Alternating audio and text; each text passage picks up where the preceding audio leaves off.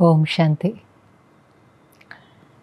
आज मीठे बाबा की जो मुरली है ये शिवरात्रि की मुरली है, जन्मदिन की मुरली है, बाप और बच्चे का जन्मदिन। तो बाबा जब बच्चों को देख रहा है तो बाबा ने कहा ग्रेट ग्रेट ग्रैंडफादर और शिव बाबा, विश्व कल्याणकारी बाप अपने भाग्यशाली बच्चों को देख रहा है। जो भी ब्राह्मण कुलभूषण बच्चे हैं वो बहुत बहुत भाग्यशाली हैं और हम भी महसूस करते हैं। लेकिन बाबा हमें जैसे वो स्मृति दिला रहा है कि बच्चे, आप कोटों में कोई में भी कोई वो आत्माएं हो जो ब्राह्मण बने हो, जिन्होंने ब्रह्मा बाबा को पहचाना, शिव बाबा को पहचाना। हमारा भी तो दिव्य अलौकिक जन्म हुआ, नया जन्म ही होता है बाबा का बनना, अर्थात नया जन्म, नई स्मृति आती है कि मैं कौन हूँ। सारा जीवन देह अभिमान में निकल जाता है, फिर समझ में आता है कि नहीं, ये देह तो मैंने आधार लिया है, कॉस्ट्यूम लिया है, लेकिन मैं आत्मा हूँ और परमात्मा का बच्चा हूँ। तो नया जन्म, नया परिवार, नए संस्कार, नई रीति, नई रस्म शुरू होती है, तो नया दिव्य अलौकिक जन्म होता है। तो बाबा ने कहा बाबा भी अपने ब्राह्मण बच्चों को, भाग्यशाली बच्चों को इस दिव्य अलौकिक जन्म की बहुत बहुत अरब खरब मुबारक दे रहा है। और सिर्फ मुबारक ही नहीं देता, ये तो फिर विजुअलाइज करने की बातें होती हैं जो एक एक लाइन है कि बाबा ने कहा सवेरे से ही बाबा स्नेह के पुष्पों की वर्षा बच्चों पर कर रहा है।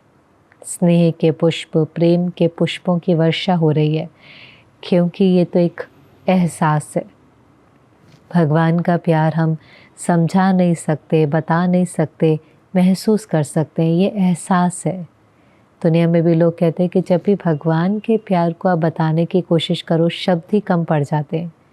एक्चुअली भगवान का नहीं, कोई भी प्यार को समझाना बहुत मुश्किल होता है, बताना बहुत मुश्किल होता है, क्योंकि एक एक्सपीरियंस है। तो जिन्होंने एक्सपीरियंस किया है वो समझ सकते हैं। जब बाबा कहता है स्नेह के पुष्पों की वर्षा हो रही है, तो लिटरली हम सब ने वो एक्सपीरियंस किया है कि कैसे कभी कभी हम बाबा की याद में ऐसे मग्न हो जाते हैं कि बिल्कुल स्नेह में जैसे डूबे हुए होते हैं। और बाबा ने कहा देखो, सारे कल्प में दोबारा ऐसा समय कभी नहीं आता कि बाप और बच्चे का जन्मदिन एक साथ हो।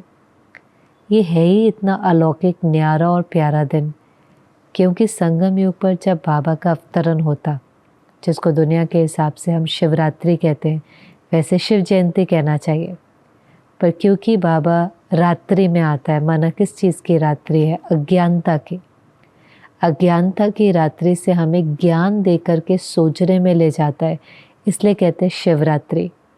तो शिवरात्रि पर बाबा का आना तो ही बच्चों का जन्म होना, इसलिए बाप और बच्चे का जन्मदिन एक दिन है। हम सब का वैसे अलौकिक जन्मदिन हम सब सेलिब्रेट करते होंगे। मैं इस साल में आया, कहते हैं ना बाबा मैं आपका 4 महीने का बच्चा हूँ, 4 साल का हूँ, 40 साल का हूँ, आदि आदि। लेकिन जन्म तो तभी हुआ ना जब बाप का अवतरण हुआ। और इसलिए अगर किसी को अपना अलौकिक जन्मदिन की डेट न याद हो तो शिवरात्रि तो हर बच्चे का जैसे अलौकिक जन्मदिन है। बाप का आना, हमें अपनी पहचान मिलना, कर्तव्य की पहचान मिलना, पर्पस की स्मृति आना, नया जीवन, नया जन्म, नए संस्कार, और अब अंदर में पुरुषार्थ है नई सतयुगी दुनिया में जाने का। तो बाबा ने कहा बहुत बहुत भाग्यशाली हैं, और ऐसे भाग्यशाली बच्चों को देख कर के बाबा भी खुश हो रहा है और अमृत वेले से बच्चे भी खुश हो रहे हैं। बच्चे भी अमृत वेले से बहुत उमंग उत्साह में है। बच्चे भी स्नेह की मालाएं बाबा के गले में डाल रहे हैं। बच्चे भी अपने भाग्य को स्मृति में रखकर यही गीत गा रहे हैं, वाह मेरा भाग्य वाह, वाह बाबा वाह, वाह मेरा भाग्य, वाह ड्रामा। और ये गीत तो हमारा हो ही जाता है। पहले हाय हाय का गीत गाते थे, अभी वाह वाह का गीत गाते हैं। अपने भाग्य के प्रति भी वाह, ड्रामा के प्रति भी वाह। तो बच्चे और बाप दोनों ही जो मुरली है वो बहुत खुशी का जैसे, क्योंकि जन्मदिन का त्यौहार है तो खुशी की लहर है। फिर बाबा ने कहा आज बाबा सवेरे से ही एक माला बना रहा था। अब जैसी माला अक्षर हम सुनते हैं तो हमें 108 की माला याद आ जाती है। तो बाबा ने तुरंत कहा 108 वाली माला नहीं तो हर एक को अंदर में आएगा कि उस 108 की माला में मेरा नाम था कि नहीं। पर बाबा ने कहा आज बाबा वो माला बना रहा था कि कौन से बच्चे आदि में बाबा के पास आए थे स्थापना के समय और अभी तक बाबा के साथ है। अमर भव के वरदानी बच्चे कौन से हैं, क्योंकि ये 2002 की मुरली है।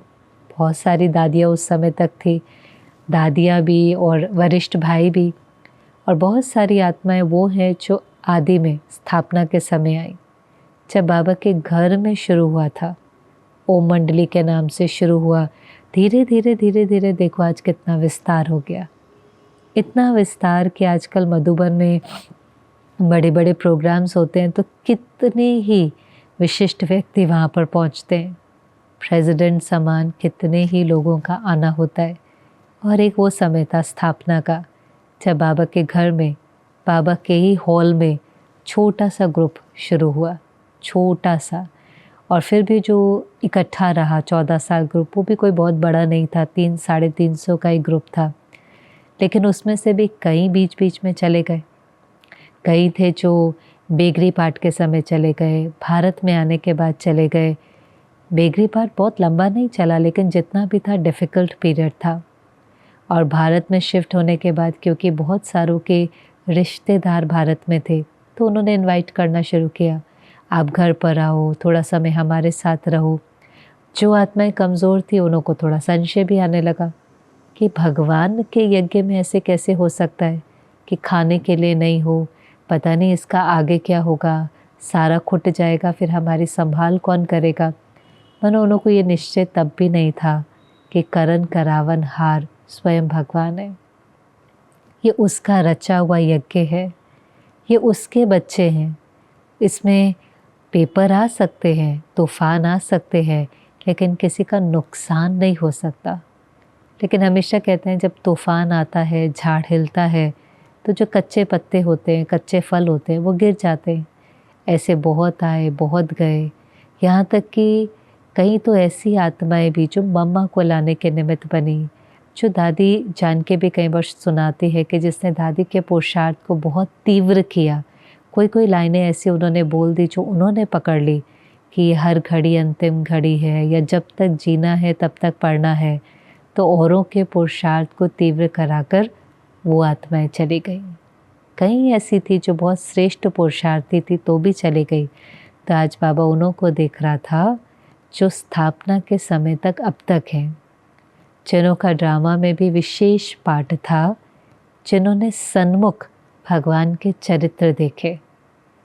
क्योंकि आप इमेजिन करो वो समय शिव बाबा ब्रह्मा बाबा के तन में आया और बच्चों ने बहुत समीप से बाबा का चरित्र देखा।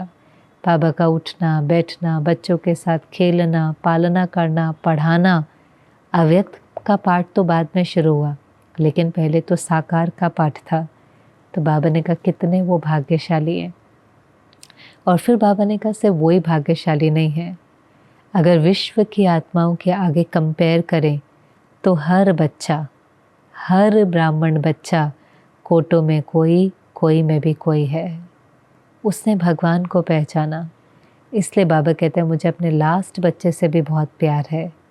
हर एक विशेष है, हर एक महान है। दुनिया के हिसाब से आपसे ज़्यादा विशेष और महान कोई नहीं है, पर इस बात को स्वीकार करना।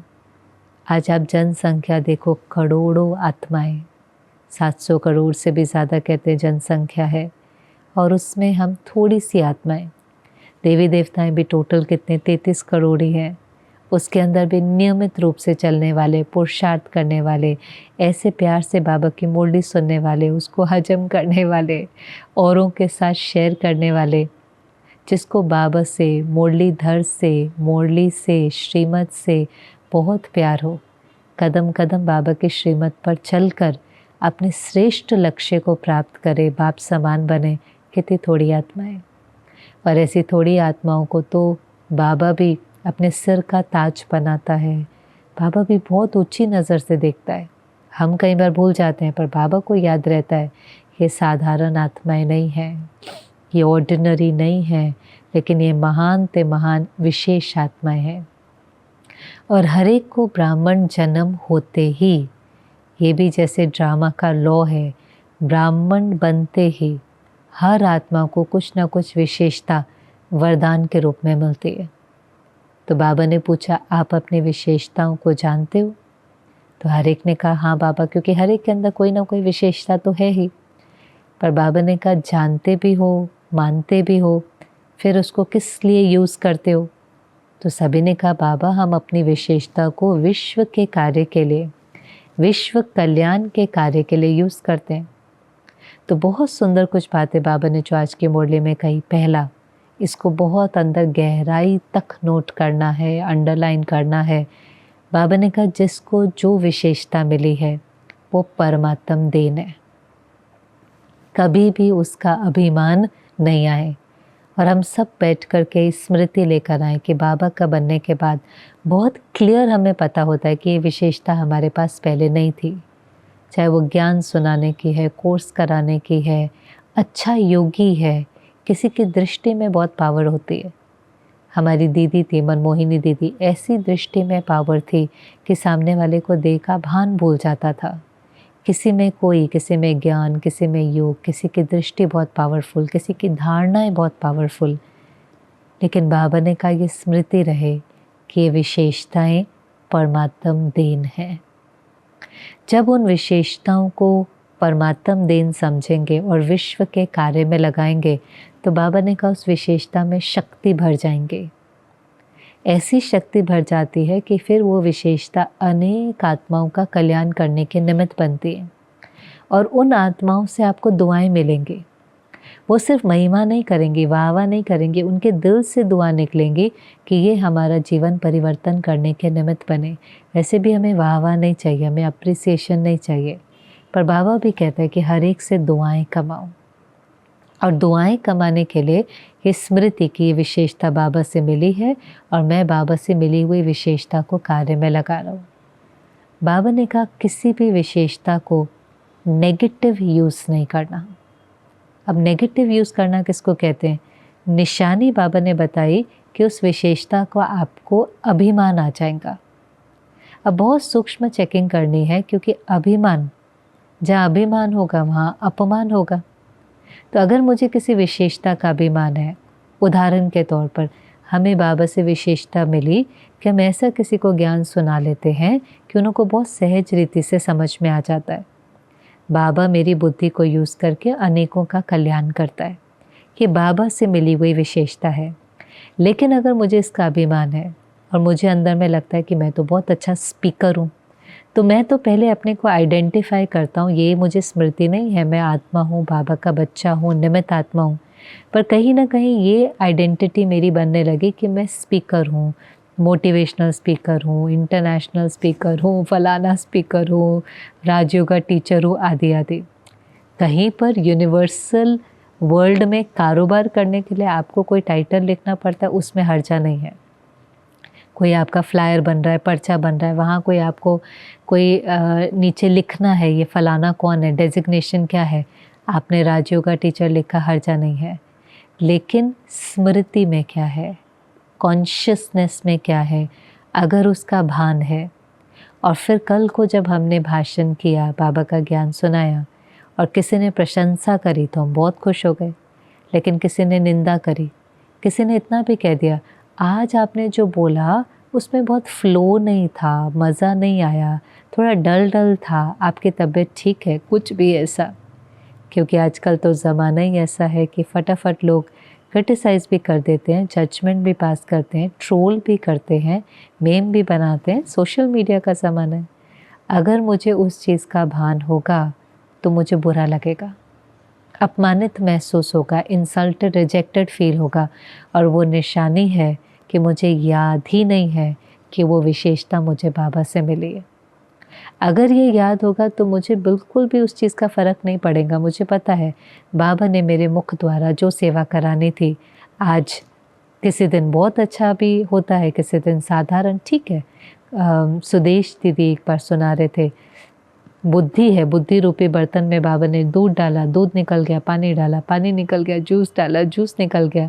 भाव उनका ये था कि हम तो निमित्त हैं, क्या पता बाबा को क्या कार्य कराना है, किसको क्या टच कराना है, उस चीज़ को तो हम समझ भी नहीं सकते।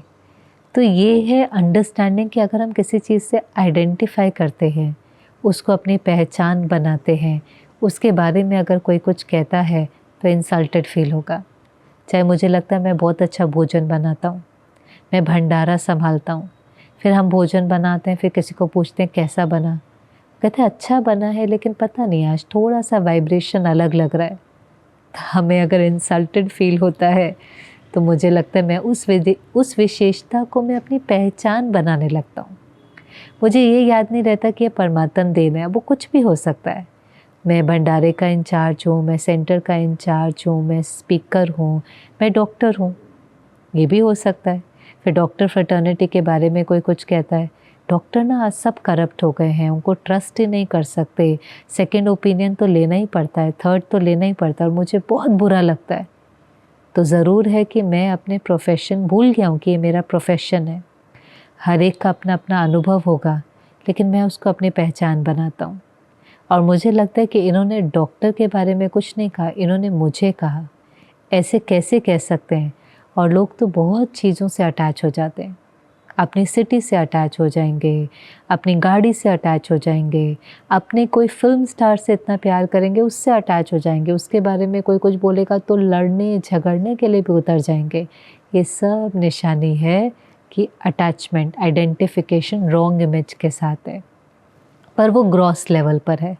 सटल लेवल पर बहुत सटल सूक्ष्म होता है, विशेषता से। जो बाबा कहते हैं अपनी बुद्धि से, अपनी श्रेष्ठ स्थिति से, मेरे ना सहन शक्ति बहुत है। अब ये भी क्या है, अभिमान है।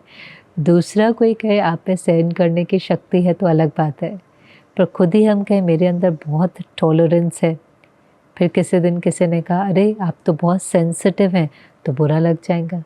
है भी अगर सहन शक्ति तो भी ये विशेषता किसकी देन है? शक्ति भी है।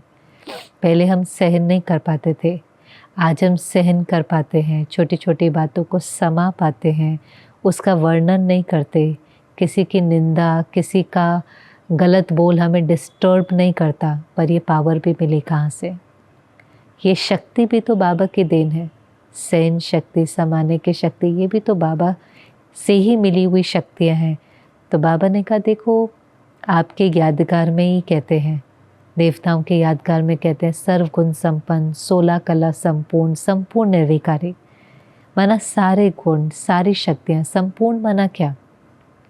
कई लोग चिंतन कर कर के 16 कलाएं निकाल लेते हैं, पर बाबा ने कई मूल्यों में समझाया है 16 कला माना संपूर्ण।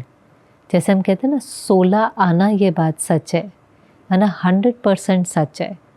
तो 16 कला संपूर्ण माना परफेक्ट है, उसमें हर गुण है, हर शक्ति है, संपूर्ण निर्विकारी। तो बाबा ने कहा निर्विकारी के भी कितनी डिटेल है, हमें पता ही है। निर्विकारी माना कोई विकार नहीं, काम, क्रोध, लोभ, मोह, अहंकार। फिर उसके जो बाल बच्चे हैं, रूठना, नाराज़ होना, विड्रॉ करना, इच्छाएं होना, बहुत जो सटल सटल सटल है, कितनी पूरी उसकी भी एक क्लास हो सकती है निर्विकारी। क्योंकि हर एक के बाल बच्चे बहुत है ना। जैसे लोभ के लिए बाबा कहते हैं, कहीं कहेंगे इच्छा नहीं है लेकिन अच्छा लगता है, कोई आकर्षण है, कोई लगाव है, कोई झुकाव, प्रभाव। तो निर्विकारीपन के भी बहुत डिटेल है। तो ये हमारा यादगार है। यादगार माना सर्व विशेषताएं हैं। तो बाबा से भी हमें एक दो विशेषताएं नहीं मिलती, अनेक विशेषताएं मिलती हैं।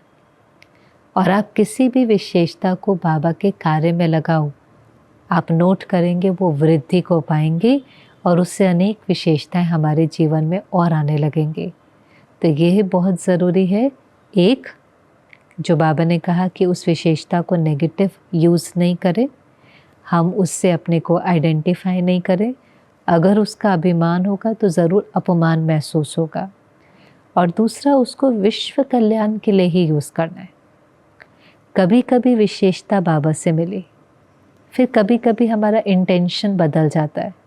हम सोचते हैं अभी इस कला को हम किसी और कार्य के लिए यूज़ करते हैं, उसमें अगर कोई सेल्फिश मोटिव आ जाता है, कुछ भी हो सकता है, मैं इस विशेषता से नाम मान शान कमाऊं, धन कमाऊं, स्व के लिए कमाऊं, कुछ स्वार्थ आ गया उसके अंदर, उसमें प्योरिटी नहीं है, तो भी वो विशेषता आज है, कल नहीं रहेंगी।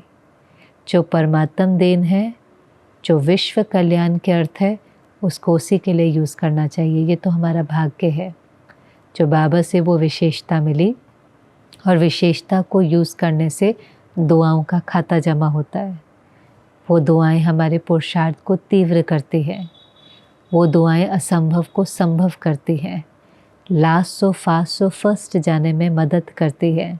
तो अब उसके अंदर स्वार्थ नहीं आए कि इस विशेषता से मैं अपना कोई नाम मान शान प्राप्त करने की कोशिश करूं। नहीं, जितना याद होगा ये परमात्म देन है, उतना उसके अंदर शक्ति भरती जाएंगी और उतना वो अनेकों के कल्याण के निमित्त बनेगी। तो बड़ी वंडरफुल पॉइंट थी ये। और हर एक का ज़रूर चेक करना कि कौन सी विशेषता आपको बाबा से मिली है। आपको बहुत क्लियर होगा, क्योंकि वो विशेषता बाबा से आने से पहले होंगी नहीं, और बनने के बाद उसमें इतना निखार आ जाएगा कि वो अनेकों के कल्याण के निमित्त बन जाएंगे। और आपको महसूस होगा ये मेरी कैपेसिटी से बियॉन्ड है, ये तो वरदान मुझे बाबा से मिला है, और ये वरदान मिला है विश्व के कार्य के लिए। तो कौन सी विशेषता आपको मिली है वो भी ज़रूर आज नीचे लिखना कमेंट में। फिर क्योंकि बर्थडे की मुरली थी तो बाबा ने कहा सुबह से ही वतन में बहुत विचित्र एग्जीबिशन लगी हुई थी। हर एक के कार्ड, पत्र, दिल के संकल्प, ईमेल, क्योंकि ईमेल का ज़माना शुरू हो गया था, सब बाबा के पास पहुंचा। और उन दिनों में क्या होता था, जो भी पत्र आदि आते थे तो स्टेज पर ही उसको टेबल लगाकर लगा देते थे। और जिस समय दादियाँ आती थी तो मंच पर एक बार चक्कर लगाते हुए फिर गुलजार दादी बैठती थी, क्योंकि बाबा की 15 मणि होती थी। तो बाबा कहते आप बाद में देखते हो, आप इन आँखों से देखते हो, पर बाबा तो पहले ही सूक्ष्म रूप में देख लेता है। हर एक के संकल्प, हर एक की भावना, हर एक के पत्र सब बाबा के पास वतन में पहुंच जाते हैं। और बहुत सुंदर विचित्र एग्जीबिशन लगती है, क्योंकि भले कार्ड, पत्र हैं, ईमेल हैं, पर वो एग्जीबिशन तो स्नेह की है ना। इसलिए तो हमेशा कहता है भगवान स्नेह देखता है, भावना देखता है। इससे कई बार कईयों को लगता भी अरे ये बाबा तक थोड़ी ना पहुंचेगा आपका कार्ड। बाबा तक कार्ड नहीं पहुंचेगा, भावना पहुंचेंगी। भोग लगाते हैं, हम कहते हैं बाबा थोड़ी ना खाता है। हाँ, बाबा नहीं खाता है, लेकिन हमारी भावना तो बाबा से पहुंचती है ना। ये सब तरीके होते हैं अपने संबंध को और गहरा करने के लिए। और जितना संबंध गहरा होगा उतना आपको शक्ति का अनुभव होगा। संबंध से ही तो प्राप्ति होंगी ना। तो ये छोटी छोटी भी जो चीज़ें हम करते हैं, बाबा को पत्र लिखना, बाबा को भोग लगाना, बाबा को बच्चा बनाना, उस बच्चे के लिए सब कुछ करना, क्योंकि मेजॉरिटी हम क्या करते हैं, हम बाबा को बाप के रूप में देखना चाहते हैं, क्योंकि बाप से तो लेना होता है, अच्छा लगता है, बाप तो सदा देता है। बच्चा बनाना माना बच्चे को तो देना पड़ेगा ना, आपको दाता बनना पड़ेगा। आप उसके लिए प्यार से भोजन बनाएंगे, आप उसकी पालना करेंगे। पर जब हम ऐसे संबंध बाबा से जोड़ते हैं तो हमारा रिश्ता और गहरा होता है। हम दाता बन करके करते हैं, और जितना रिश्ता गहरा होगा, जितनी रूह रेहान होंगी, जितनी बातचीत होंगी, हम उस स्नेह में मग्न रहेंगे। और बाबा कहता है जो बाबा की याद में, जो बाबा के स्नेह में समाया हुआ रहता है, माया उसका कुछ नहीं कर सकती, माया का परछाया उसके ऊपर नहीं पड़ता है। तो अपने को बाबा की याद में बिजी रखना, रूह रेहान में बिजी रखना, ज्ञान के मनन चिंतन में बिजी रखना, ये है माया से सेफ रहना। माया व्यर्थ संकल्पित तो है। अगर आप थोड़ा समय भी ये नहीं करते तो माया कोई ना कोई दरवाज़ा, कोई खिड़की ढूंढ करके आ जाती है। कुछ तो सोचेंगे ना। जब मन फैक्ट्री है और उसका काम सोचना है, स्वचिंतन नहीं करेंगे, शुभ चिंतन नहीं करेंगे, ज्ञान का चिंतन नहीं करेंगे, परमात्मा चिंतन नहीं होगा, तो नेचुरल सी बात है कि फिर पर चिंतन और व्यर्थ चिंतन तो शुरू हो जाएगा, क्योंकि चिंतन तो चलना ही है। मन को आप फुल स्टॉप लगा नहीं सकते, ज़ीरो थॉट जैसा कुछ होता नहीं है।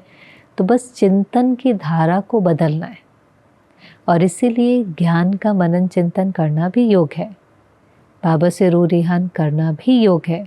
हाँ, हाईएस्ट लेवल योग है बिंदी बनकर बिंदी बाबा को याद करना, विचित्र बाप को विचित्र बनकर याद करना, विदेही स्थिति में याद करना, उससे बाबा कहते हैं कि विकर्म विनाश होते हैं, पाप कटते जाते हैं, पर सारा समय तो वो याद नहीं रहती। इसलिए बाबा कहता है सारा समय भिन्न भिन्न संबंधों से बाबा को याद करो, रू रिहान करो। तभी तो वो स्नेह से कोई पत्र भेजता है, कोई ईमेल लिखता है, कोई बाबा को कार्ड भेजता है। और बाबा ने कहा हर एक का जो उमंग उत्साह है वो दिखाई दे रहा है। लेकिन बाबा फिर क्या चाहता है? बाबा सबका उमंग उत्साह तो देखता है, कार्ड आदि तो देखता है, लेकिन फिर बाबा कहता है कि जैसे बर्थडे पर हर कोई संकल्प लेता है ना, लौकिक दुनिया में भी कहेंगे अच्छा आज के दिन आप क्या श्रेष्ठ संकल्प लेंगे, तो बाबा कहता है ऐसे ही बर्थडे न मनाकर आपने भी कुछ श्रेष्ठ संकल्प लिया। कुछ तो ग्रोथ होनी चाहिए, चाहे संकल्प में, चाहे वाणी में, चाहे कर्मना में, चाहे बुद्धि के निर्णय शक्ति में, चाहे आपके संबंध संपर्क में और सफलता हो और श्रेष्ठता हो, कुछ ग्रोथ हो, कुछ तो प्राप्ति हो। साल बीत के और कुछ भी आगे नहीं बढ़े तो क्या फ़ायदा है।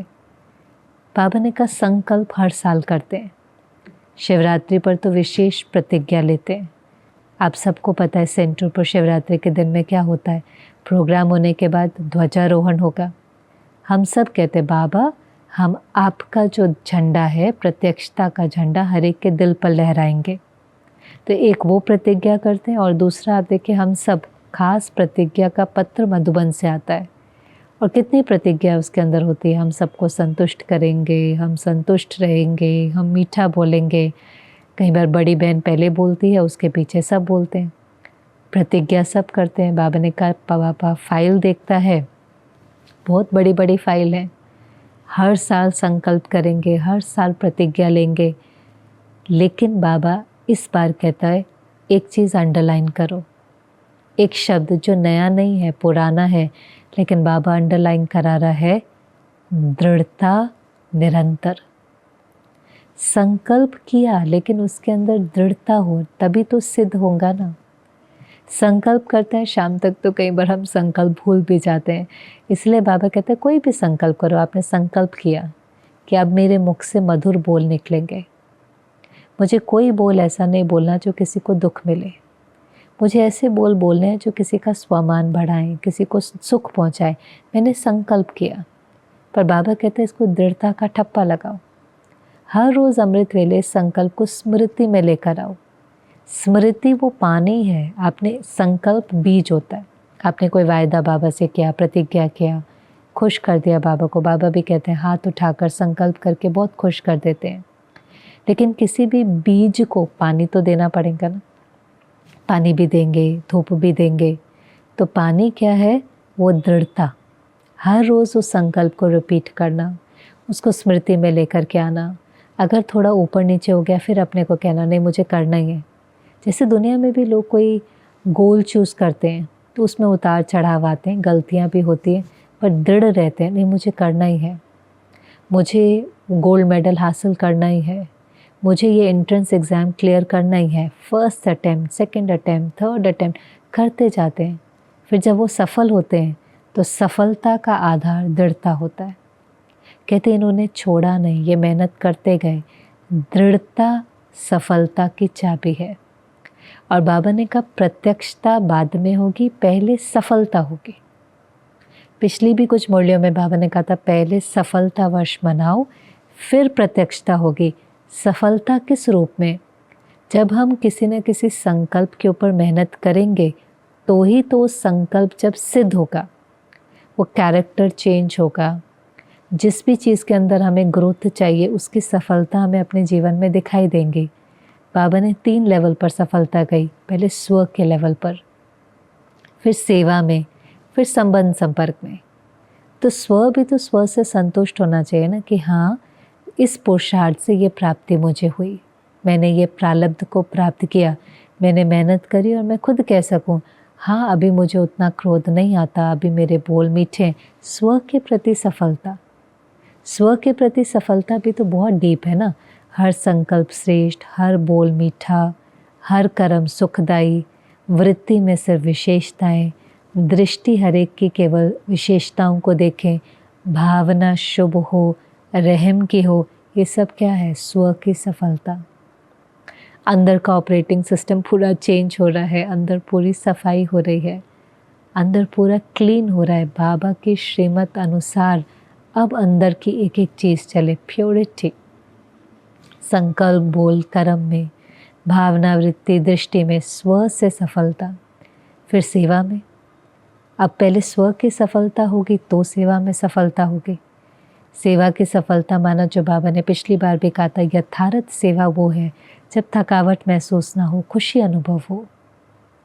आप भी खुश हैं, सेवा साथी भी खुश हैं, जिनकी सेवा कर रहे हैं वो भी खुश हैं और सारे वायुमंडल के अंदर खुशी है, तो कहेंगे ये सेवा सफल हुई।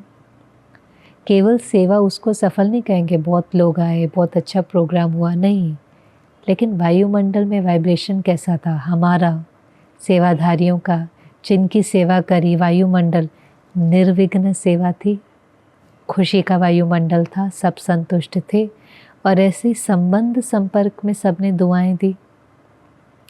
बाबा ने हमेशा कहा है ना, सर्टिफिकेट सिर्फ खुद से और बाबा से नहीं लेना, संबंध संपर्क में सफलता माना संबंध संपर्क की आत्माएं भी हमारे से संतुष्ट हैं।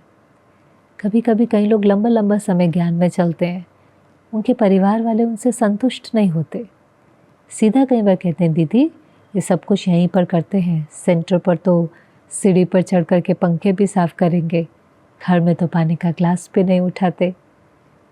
उन्हों की इस लाइन से पता चलता है कि घर वाले संतुष्ट नहीं हैं और ऐसे हमें हर एक को खुश करने की मेहनत नहीं करनी होती, लेकिन फिर भी अगर हम बाप समान बनते हैं तो नेचुरली हमारे से ऐसा सहयोग अन्य आत्माओं को जाएगा कि वो हमारे कैरेक्टर से, हमारे पुरुषार्थ से ज़रूर संतुष्ट होंगे। कई बार बाबा कहता है योगी नहीं भी बनेंगे तो सहयोगी तो ज़रूर बनेंगे, खुश होंगे, आप जो कर रहे हो वो बहुत अच्छा है। तो पहले सफलता वर्ष होगा, फिर प्रत्यक्षता होगी, उसके लिए बाबा ने कहा दृढ़ता शब्द को अंडरलाइन करो। नया साल है, जो भी नया संकल्प करो उसमें प्राप्ति होनी चाहिए, सफलता मिलनी चाहिए, इसका अटेंशन दो, तभी तो धीरे धीरे आगे बढ़ेंगे। तो ऐसे करते हुए बाबा ने कहा, बाबा ने सबका पोता मेल देखा और उसमें एक बात नोट करी, पर आज नहीं सुनाएंगे क्योंकि आज तो बर्थडे मनाने आए हैं। लौकिक रीति से भी कई बार हम क्या कहते हैं, आज इनका बर्थडे है ना, इनको कुछ नहीं कहो, आज नहीं डांटो, आज नहीं, जो कहना है कल कहेंगे, खुशी का दिन है। तो बाबा ने भी कहा आज नहीं सुनाएंगे, आखिरी टर्न में सुनाएंगे क्योंकि सीज़न पूरी होने वाली है। तो सभी ने कहा नहीं बाबा आप आज ही सुना दो, तो कम से कम आखिरी टर्न तक हम अपने को परिवर्तन कर लेंगे। तो बाबा ने सबको पूछा सुनाए, पांडवों को, भाइयों को, बहनों को, तो सभी ने कहा हाँ जी बाबा सुनाओ। पर क्या बात है पता नहीं, क्योंकि मुरली में तो, इस बार की मुरली में तो बाबा ने कुछ नहीं सुनाया, लेकिन थोड़ा थोड़ा बाबा ने इशारा दिया।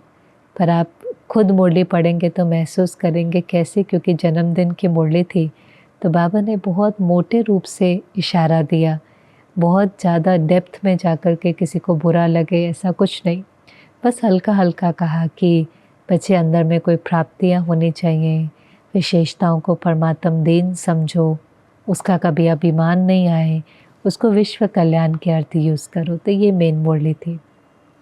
फिर तो पार्टियों के साथ मुलाकात थी, तो विदेशी जो थे उन्होंने छोटे छोटे ग्रुप बनाए होंगे और ग्रुप के नाम बहुत अच्छे थे, अंतर्मुखी ग्रुप, मस्ताना ग्रुप, शक्ति ग्रुप। तो बाबा ने कहा नाम तो बहुत अच्छे रखे हैं, मस्ताना माना जो सदा बाबा की याद की मस्ती में रहे, शक्ति स्वरूप जो शक्तियों से संपन्न है। और फिर बाबा याद करने लगा, देखो आदि के समय भी कितने सुंदर नाम रखे थे, और कुछ नाम आदि के समय के बाबा ने सुनाए, Manohar party, divine unity, supreme party. तो उस समय पर भी ग्रुप्स बनाना, पुरुषार्थ करना, ऐसे यूनिक नाम देना, क्योंकि जैसा नाम होगा वैसा कर्तव्य। आज भी आप देखो बच्चे का नाम रखेंगे कितना ढूंढ ढूंढ कर, उसका क्या मीनिंग है उसको देख कर के नाम रखते हैं, क्योंकि जैसा नाम होगा वैसा उसको उसका कर्तव्य याद आएगा। इसलिए पहले तो नाम भी हमेशा सोचते थे देवताओं के नाम रखें, तो हमारा बच्चा भी बिल्कुल दैवी गुणों से संपन्न हो जाए। पर अभी कई बार नाम होगा राधे कृष्ण, पर ज़रूरी नहीं है कि वो गुण भी उसके अंदर दिखाई दे। नाम होगा शांति देवी और हो सकता है कि बहुत क्रोध भी करते हों। तो बाबा ने कहा देखो ग्रुप के नाम भी ऐसे रखे कि कर्तव्य की स्मृति आए। फिर टीचर्स का ग्रुप बाबा के सामने बैठा था, तो टीचर्स के लिए बाबा ने कहा बहुत बहुत भाग्यशाली है, क्योंकि बाबा ने अपनी गद्दी आपको दे दी। गुरु भाई के रूप में बाबा आपको देखता है, क्योंकि साकार में तो बाबा मुरली चलाता था, फिर उसके बाद इतने सेवा केंद्र खुलते चले गए, और जो जो निमित्त बहनें थी उनको ये चांस मिला मुरली चलाने का। और सच में ये बहुत भाग्य की बात है, क्योंकि कुछ तो मुरली के अंदर जादू है। उस समय सच में ऐसा महसूस होता है कि बाबा निमित्त आत्माओं से अपना कार्य कराता है। उस समय हमारे भी मुख से ऐसी ऐसी बातें निकलेंगी जो हमारे कान पहली बार सुनते हैं। महसूस होता है कि बाबा हमें भी उस समय पढ़ा रहा है। और मुरली चलाना एक ऐसी फीलिंग होती है, ऐसा सोल कॉन्शियसनेस जो बाकी सारे दिन में महसूस नहीं होता। लिटरली देह का भान सब भूल जाता है। और बाबा ने कहा देखो आप मुरली चलाते हैं तो आपको भी मुरली धारण होती है, आप औरों को भी मुरली धारण कराने के निमित्त बनते हैं, तो कितना भाग्य है। परमात्मा का प्योर ज्ञान सुनना, सुनाना, उसको जीवन में धारण करना, ऐसा चांस मिलना। जो भी आप मुरली चलाते हैं सभी सेंटर्स पर, भाई बहनें भी चलाते हैं, महसूस करते होंगे जैसे ये सेवा हमें मिलती है, हमें ज्ञान और गहराई से समझ में आने लगता है। हमारे ऊपर एक जिम्मेवारी का ताज आ जाता है। आज आप किसी को सुनाएंगे तो बार बार आप चेक करते हैं हम ये बने हैं कि नहीं बने हैं। चलो निमित्त भाव से भी सुनाते हैं, तो भी अगर वो चीज़ अंदर में धारण नहीं करी है तो अथॉरिटी से सुना नहीं पाते हैं। तो जैसे वो जिम्मेवारी का ताज आता है, ज्ञान भी अलग समझ में आता है, गहराई से समझ में आता है, और पुरुषार्थ में बहुत तीव्रता आ जाती है। आपको लगता है मुझे सुनाना है तो पहले मुझे इसका स्वरूप बनना है, क्योंकि जिम्मेवारी का ताज बाबा ने मेरे सिर पर रखा है।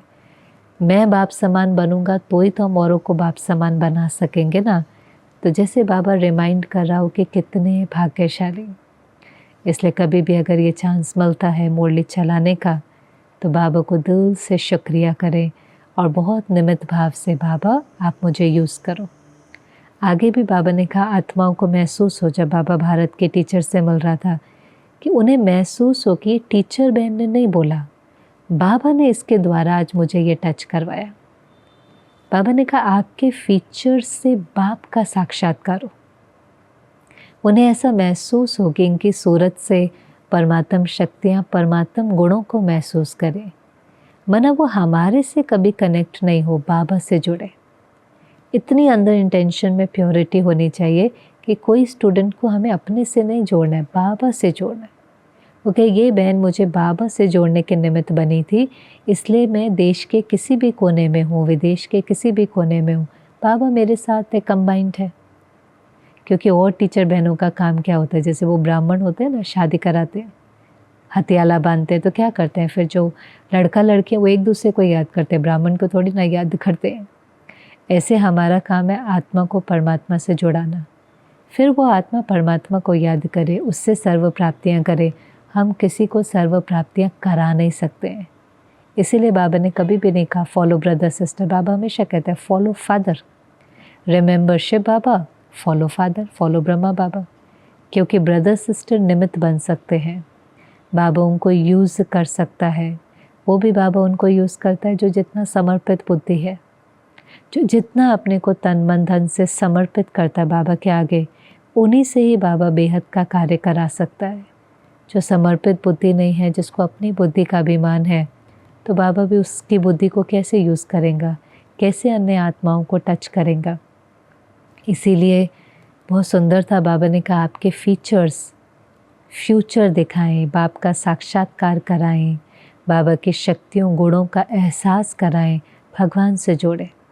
उनको विश्वास हो कि ये जो दिखाई दे रहे हैं इनको बनाने वाला कौन है, मुझे उससे जुड़ना है, मुझे उससे पढ़ना है, मुझे भी उससे सारा का सारा वर्षा लेना है। तो जैसे बाबा कह रहा हो कि टीचर्स भाग्यशाली भी बहुत है, जो सच बात है, और साथ साथ उनके सर पर जिम्मेवारी का ताज भी है। रिस्पॉन्सिबिलिटी के साथ हमेशा अकाउंटेबिलिटी आती है, जिम्मेवारी दी जाती है। तो बाबा भी तो पूछेगा ना, बाबा ने अपना तख्त आपको दिया, गुरु भाई बुलाया, गुरु की गद्दी दी, आपने बाप समान बनकर औरों को बनाया। तो भाग्य भी है लेकिन जिम्मेवारी भी है, और ये जिम्मेवारी सिर्फ और सिर्फ हमारे पुरुषार्थ को तीव्र करेगी और कम समय में हमें संपन्न बनाने के निमित्त बनेगी। फिर तो एक छोटी सी मुलाकात दादियों के साथ थी। तो बाबा ने कहा, देखो आज तो बाबा आपकी माला बना रहा था, क्योंकि शुरुआत में बाबा उन आत्माओं को याद कर रहा था जो स्थापना से लेकर अभी तक हैं, जिन्होंने स्थापना के कार्य में भी निमित्त बने, पालना में भी निमित्त बने। और अब बाबा ने कहा घर चलना है, लेकिन घर चलने से पहले जो कार्य की जिम्मेवारी बाबा ने दी है वो तो पूरी करनी है ना, क्योंकि आप सब निमित्त हैं। बाप को नहीं देख पाते, लेकिन सबकी नज़रों में दादियाँ समाई हुई थी तब तो। अभी तो एक ही दादी बची है, रतन मोहिनी दादी, तब जानकी दादी, प्रकाश मणि दादी, बहुत दादियाँ थी और हर एक की नज़रों में दादियाँ समाई होती थी। बाबा तो दिखाई नहीं देता ना सभी को, लेकिन दादियाँ तो दिखती थी। बाबा ने कहा, बाबा की नज़रों में तो सब हैं ही, लेकिन आपकी नज़रों में विशेष ये निमित्त आत्माएं हैं। तो जैसे बाबा उनको एहसास दिला रहा हो कि हर एक के ऊपर कितनी जिम्मेवारी है। बाकी तो बहुत वंडरफुल लाइन जो मुरली की लास्ट लाइन थी कि बाकी तो हर एक का पाठ ड्रामा में नोंदा हुआ है और ड्रामा उनसे वो पाठ बजवा लेता है। ये भी बहुत मज़े की बात है, वंडर है। क्या वंडरफुल हर एक का पाठ है, किसी का देश का, विदेश का, गृहस्थी का। शुरू में भी देखो कैसे पाठ शुरू हुए। जब दादी जानकी लंदन में गई, मुरली चलानी शुरू करी, पहला ग्रुप जो दादी के सामने बैठा 6-7 का, वो सब वो आत्माएं निकली, मेजॉरिटी जो विश्व सेवा के निमित्त बनी। हमारी डेनीस बहन है, चार्ली भाई जो सारी ऑस्ट्रेलिया की सेवा संभालते हैं, केन भाई जो ब्राज़ील, साउथ अमेरिका की सेवाएं संभालने गए। आप सोचो पहला ग्रुप ही वो निकला, पहला ग्रुप वेस्टर्नर्स का, जिन्हों पर दादी ने मेहनत करी। और वो वैसी आत्माएं थी कि जो देश विदेश की सेवाओं के निमित्त बने। पर ये क्या है, ये वास्तव में तो बना बनाया ड्रामा है। हर एक का पाठ नोंदा हुआ है, ड्रामा उनसे वो पाठ बजवाता है। ये बहुत मज़े की बात है। हमारे मन में भी वही संकल्प उठता है जो हमारा पाठ है। बस ये है कि जब अगर ये समझ में आ जाता है कि ये हमारा पाठ है, इतना वंडरफुल पाठ है, तो पाठ बहुत अच्छे से प्ले करना चाहिए। पाठ मिल जाना काफ़ी नहीं होता ना। किसी ड्रामा में किसी को बहुत अच्छा पार्ट मिल जाता है, कहते हैं इन्होंने जस्टिस नहीं दिया, बहुत अच्छा इनका पार्ट था पर इन्होंने अच्छे से प्ले नहीं किया। और किसी का पार्ट तो कई बार उस ड्रामा में 5-7 मिनट का होता है, तो भी वो अपनी छाप छोड़ जाता है, इतने अच्छे से अपना पार्ट बजाता है। तो जिसका जो पार्ट है बहुत इम्पोर्टेंट है, एक्यूरेट है, कल्याणकारी है।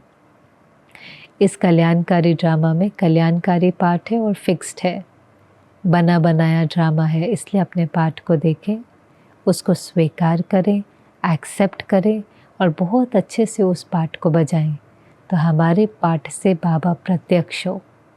सन शोज फादर, हम ऐसा पाठ बजाएं कि हमारे पाठ से बाबा जो ज्ञान का सागर है, शक्तियों का भंडार है, हमारे कैरेक्टर से उसके गुण, उसकी शक्तियाँ वो प्रत्यक्ष हो। तो धीरे धीरे लोग कहेंगे इन्हों को बनाने वाला कौन है। रचना इतनी सुंदर है तो इनका रचता कौन है। तो पहले नज़र बाबा हमेशा कहता है आपके ऊपर जाएंगे, आपसे बाप के ऊपर जाएंगे। पहले आप प्रत्यक्ष होंगे, बाद में बाबा प्रत्यक्ष होगा। तो बहुत सिंपल मुरली थी। बाबा ने खूब याद प्यार दिया, खूब मुबारकें दी, खूब उमंग उत्साह बढ़ाया और बीच बीच में कुछ शक्तियाँ, कुछ शिक्षाएं भी दी। तो आज ज़रूर स्मृति में लाना आपको बाबा ने कौन सी विशेषता दी है, क्या आप उसको विश्व कल्याण के लिए यूज़ कर रहे हैं। और कभी भी उसका अभिमान नहीं आए, सदा निर्वाण। बाबा का शुक्रिया जो बाबा ने ये पाठ और विशेषता मुझे दी, जिससे मेरा भी श्रेष्ठ भाग्य बनता जा रहा है। ओम शांति।